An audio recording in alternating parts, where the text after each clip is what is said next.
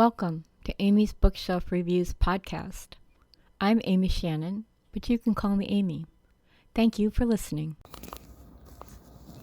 Hello and welcome, and I hope all is well with you. You should know that my heart is always with you. This is the third Sunday of the month, so that only means one thing, well, at least here, that is Poetry Corner.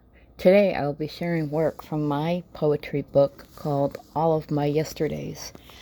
This, I have put together a lot of, three poetry collection books. This particular book means a lot more to me than the others because there's a story behind how I put it together, how I wrote. Because this is not just a book of poems, it's inspirations, what I had been inspired by while I was putting it together. In 2018, my father had to undergo triple bypass surgery, and he and when he survived. He is still alive, and he's in a memory care facility because he has progressive dementia.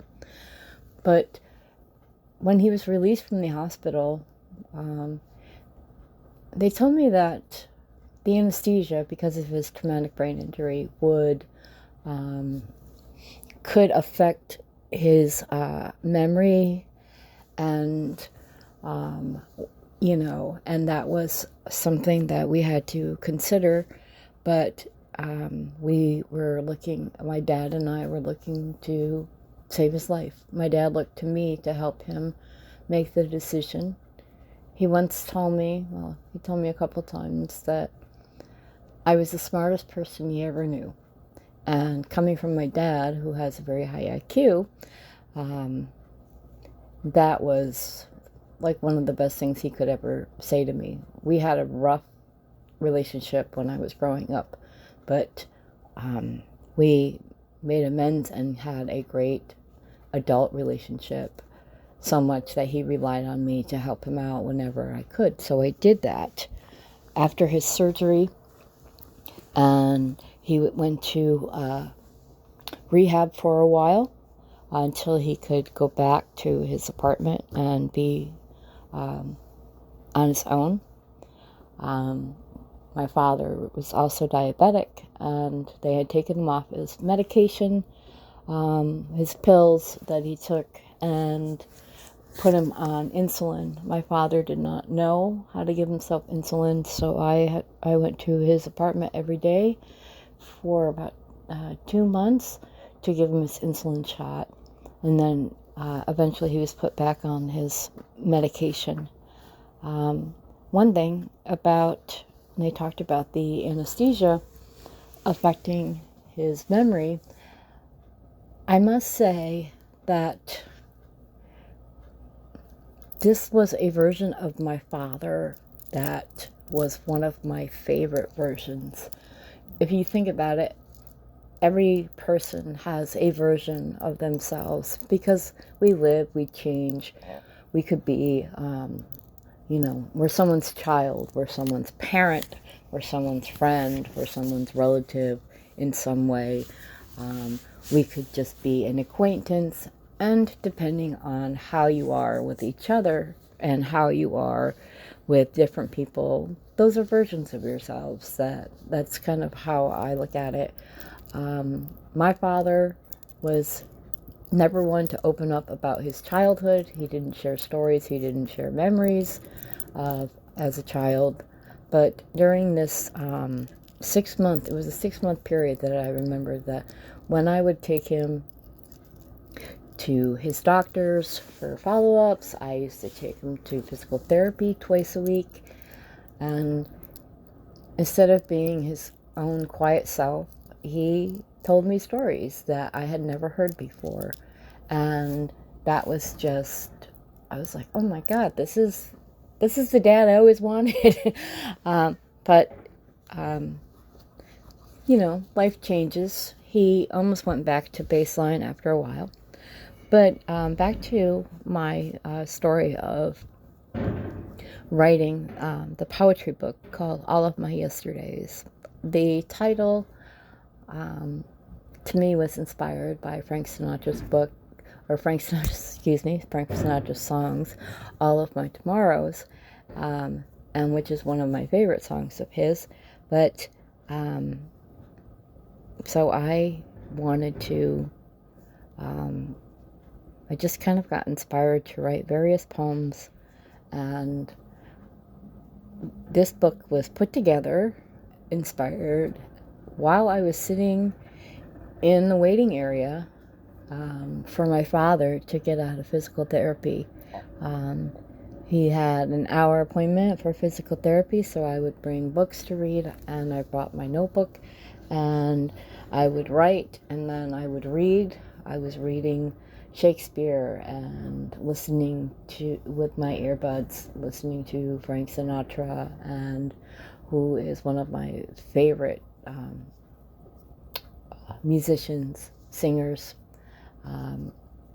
and I was just, I brought my Shakespeare, I brought my Whitman, and I would be inspired by their words and then write for them, or just write about what I was thinking.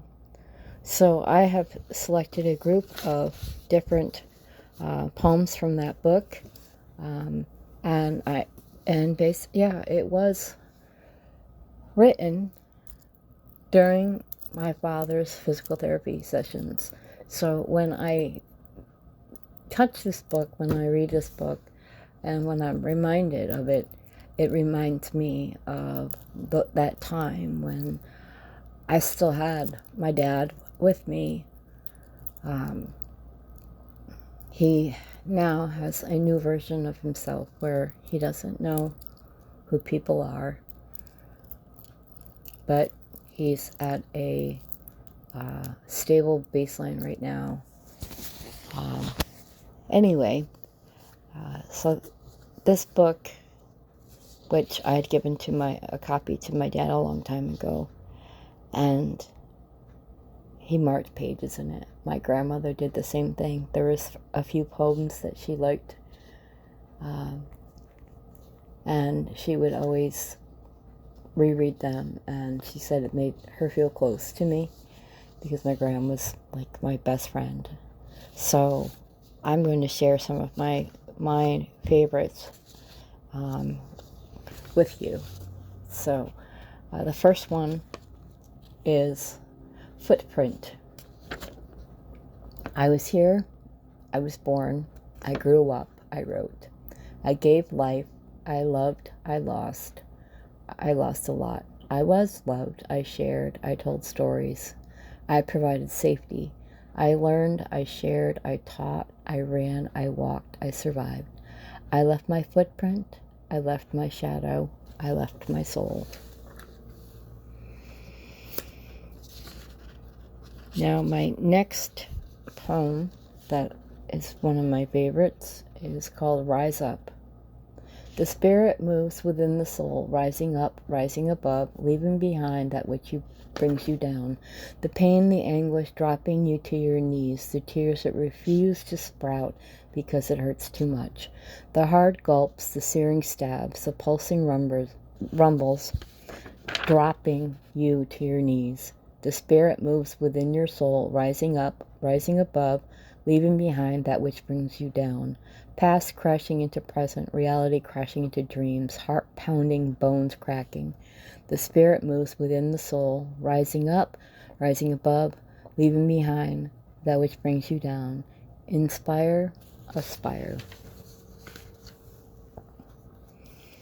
So, my next one is my own version of Songs of Myself. Walt Whitman wrote several ideations of the Leaves of Grass. His first edition was in 1855. The collection of Whitman went beyond what was published, and there were many rejected, and yet are now part of a collection of a great innovator of writing. To be read even centuries later is a legacy beyond words, beyond what is known to the writer. The grace of words carry forward and blend, leaving sentiment of an age gone by, still resonate with the era in which it's read. The human condition, human emoting, the beauty of words joined together, sharing the thoughts of the thinker and the teller of stories. The magic of imagination, a legacy of words. Songs of myself.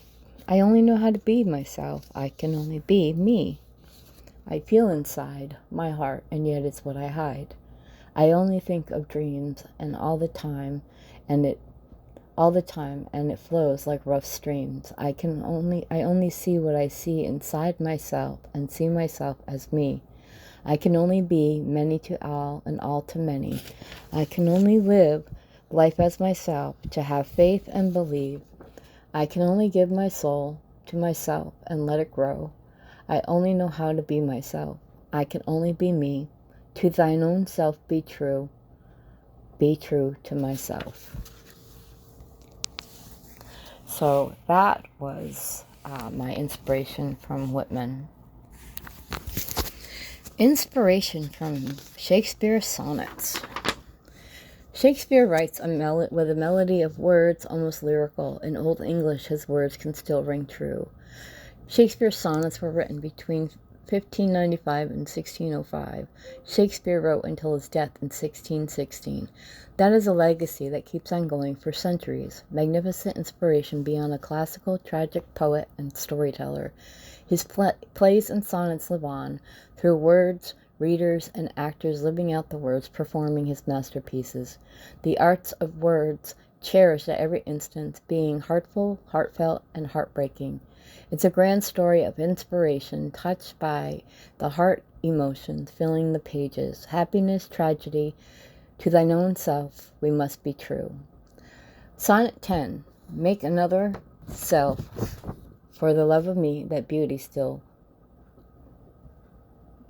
may still live in thine or thee.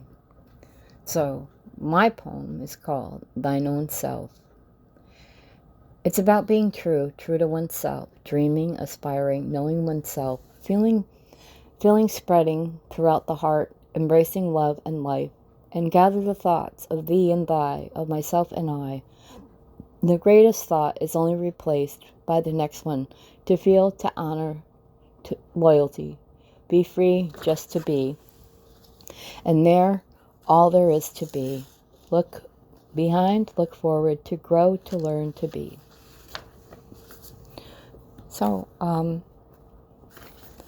I like kind of sharing these stories or these poems because to me it's sharing emotions or thoughts, and they're not like just ideas in your head. They're like feelings deep inside yourself, your whole body, your soul. The next poem is called Reflections. To fill the ideas that swirl in my mind, putting together something to share with all that I can be, with all that I am, to see who I am, the reflections of the mirror, distorted or true. Is what is seen what others see? How can I show myself without sharing all? The privateness of life, lessons learned, the whole world becomes exposed. Can I be private yet known? The words I share, the works I think, become separated. My next one is called To Write.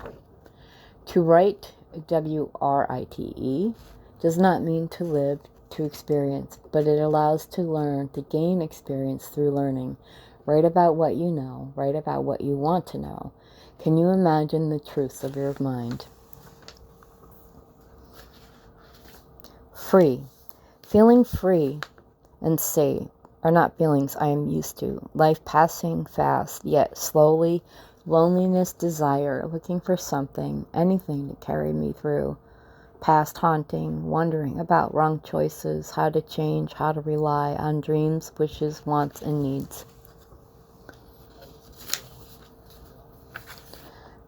And there is a poem that I wrote for my gram. And I had presented it to her in a frame, on nice cardstock paper, and put it in a frame. And when I gave it to her and she read it, she almost cried, and she hugged it and said, "I want to be buried with it." Unfortunately, she was cremated, so she wasn't buried with it, but I have the original gift that I had given her, and it's on my wall, and that it makes me remember why I wrote the poem in the first place and what happened when I gave it to my Gram. So, it's called Gram. All my life, you've always been there for me. Whatever life made you encounter, you handled with grace, love, and faith. When I was young, I always knew you were there to support me, to take care of me, teach me, and even dance with me. You are a light in my life, and I cherish and adore you. I love you so much, more than words can say, more than words can fill up my heart. You're more to me than my Gram. You are my friend, my closest friend. I always think of you, and no matter where life takes us, my heart will always hold on to you. I'm sorry. I guess reading that aloud just kind of made me a bit emotional. So I'd like to end that with this. This episode of the podcast, I don't normally do this, but I'd like to dedicate it to the memory of my Gram, Dorothy Shannon.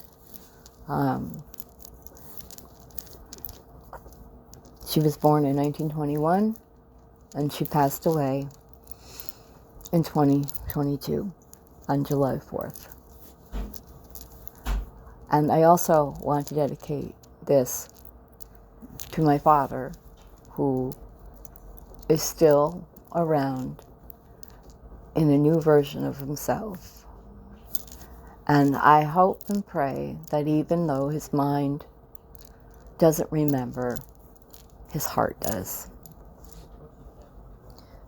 So thank you for being with me. If you're a poet and you want your poems to be featured on Amy's Bookshelf Reviews Poetry Corner, go to the website amysbookshelfreviews.com/podcast for more information. Please feel free to subscribe to my website, where you'll get all the great email campaigns and blog posts about authors, their books, and my recommendation. You might be just as lucky as I am to find that hidden gem that keeps you reading work of your new favorite author. Be well and be safe. Thank you, and I'll talk to you next week. This has been Amy's Bookshelf Reviews podcast. Thank you for listening. And always, be kind and stay safe. Thank you.